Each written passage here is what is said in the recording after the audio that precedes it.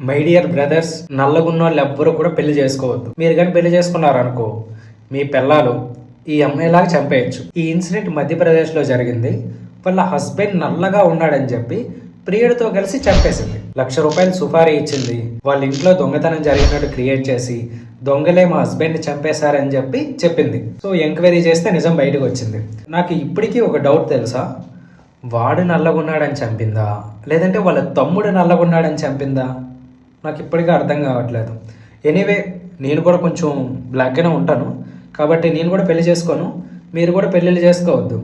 ఈ అమ్మాయి ఈ కాలం ఎవరిది ఎందుకు చంపుతుందో కూడా అర్థం కావట్లేదు. అనవసరంగా పెళ్లి చేసుకొని చావడం కంటే సింగిల్గా ఈ అనాథాశ్రమంలో పాప బాబా ఉంటారు కదా, వాళ్ళని అడాప్ట్ చేసి పెంచుకోండి.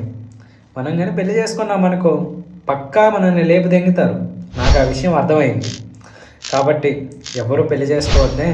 ఫస్ట్ నల్లగా ఉన్న నీ ఫ్రెండ్కి ఈ వీడియో షేర్ చేయమావా, లేదంటే వాడు చచ్చాడే. ఇంకా దీని మీద నీ ఒపీనియన్ ఏంటో కామెంట్ చేయి.